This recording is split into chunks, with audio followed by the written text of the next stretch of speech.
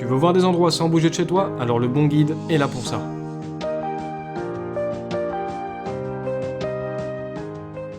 Salut les amis, j'espère que vous allez bien et que vous êtes confortablement installés. Aujourd'hui on se retrouve pour un nouveau concept, j'ai déjà tourné quelques petits épisodes d'avance, donc on se met bien. Sans plus tarder, nous avons le plaisir, Audrey et moi-même, de vous faire partager l'histoire et la découverte de ce nouveau lieu.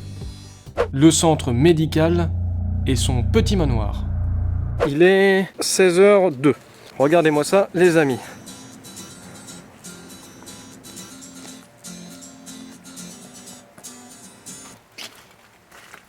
Comme pour habitude, on va toquer à peu près par là. Bonjour! Regarde ce qu'il y a là-bas. Ouais, regarde ça. Regardez-moi ça les amis, un film d'horreur.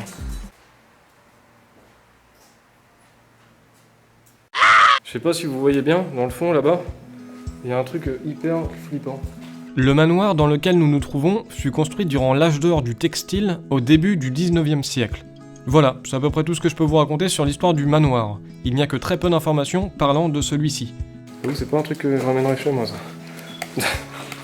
Cependant, j'ai réussi à trouver des images de l'intérieur avant qu'il ne soit laissé à l'abandon et vandalisé. Le rez-de-chaussée est divisé en 11 pièces. Une entrée principale avec sur le côté une grande cheminée à double foyer, c'est toujours mieux quand il y a une double pénétration. On y retrouve également deux cages d'escalier qui sont toutes les deux cassées. Il y a une grande pièce principale où autrefois on pouvait y retrouver des tables, sans doute un petit restaurant, des sanitaires, des chambres, de la bière en grande quantité, et tout ça sur 2 voire 3 étages. Voilà pour cette petite visite.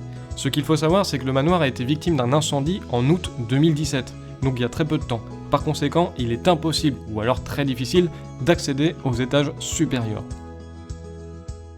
La deuxième partie de vidéo s'effectue dans un centre de soins assez imposant et perché au sommet d'une colline. Ce bâtiment, à l'allure angoissante, ouvrit ses portes en 1968. C'est tellement grand que je sais pas, ouais, on peut aller voir...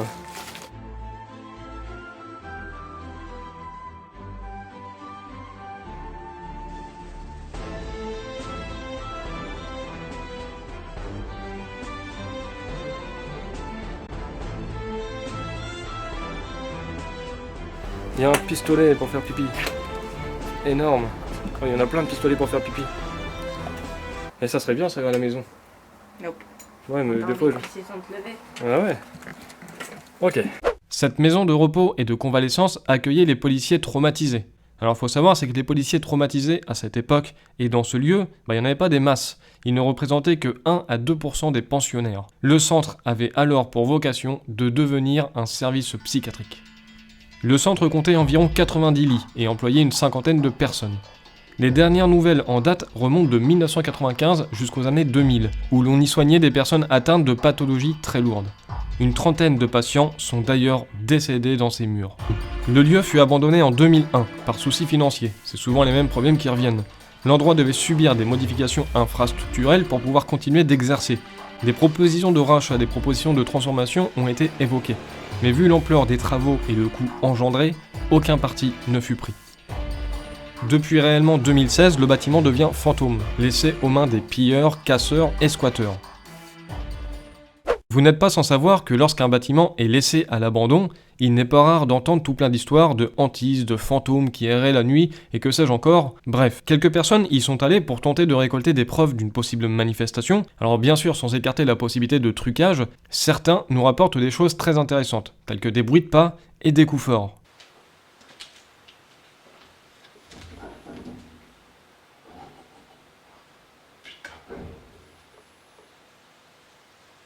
Je vais pas traîner ici. Eh bien, avec Audrey, on a décidé de pousser un petit peu plus la visite et d'y retourner la nuit pour tenter de vivre l'expérience par nous-mêmes. Bonsoir. Il y a Bozo le clown. Comme à notre habitude, nous sommes restés une bonne partie de la nuit à interpeller les éventuels résidents du lieu, que ce soit dans le manoir ou bien dans l'hôpital. Rien de flagrant n'en ressortira. Les bâtiments sont restés très calmes, peut-être même trop calmes. Aucun bruit, aucune voix, aucune fluctuation des différents appareils disposés. Rien ne nous permettant de soupçonner une présence avec nous. Il y a cependant un seul événement qui se sera produit quelques minutes avant de mettre un terme à l'investigation. Un événement que je prends avec beaucoup de distance. Dans un dernier espoir, je vais demander si une entité peut passer devant la caméra. Donc là, si vous voulez à présent, passer devant la caméra, de passer dans cette pièce qui se trouve devant moi, eh bien, je peux peut-être vous voir. Peut-être que c'est plus facile pour vous, finalement.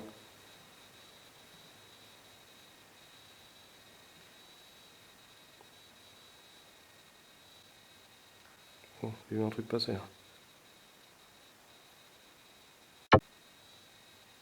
On peut y voir un phénomène d'orbe. Alors, faut savoir, c'est que les orbes sont des sujets très controversés dans la communauté du paranormal. Maman, je crois que j'ai vu une orbe passer juste là au-dessus. Mais c'était bref. Pardon. Ouais.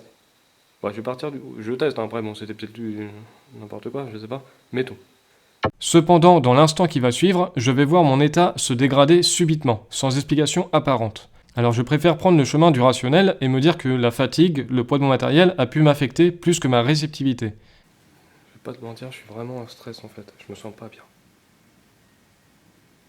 Comment ça se fait? Je me sens pas bien, j'ai même pas envie de faire de la spirit. T'as pas envie ou t'as envie? Non, j'ai pas envie.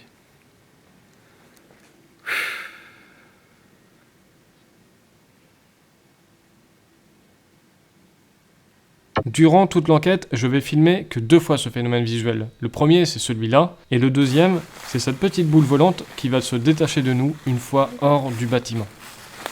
Ouais. Allez, viens.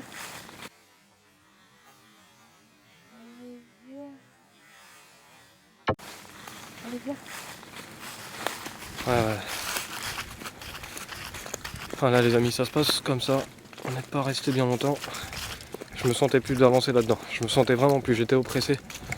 Un stress qui m'est monté jusqu'au crâne et je peux plus suivre. Faut que je me casse. J'ai même failli chialer. C'est chelou, hein. Là je me sens mieux. Je me sens un peu mieux. Enfin je me sens même carrément mieux. Je me sens carrément mieux. Je me sens carrément mieux.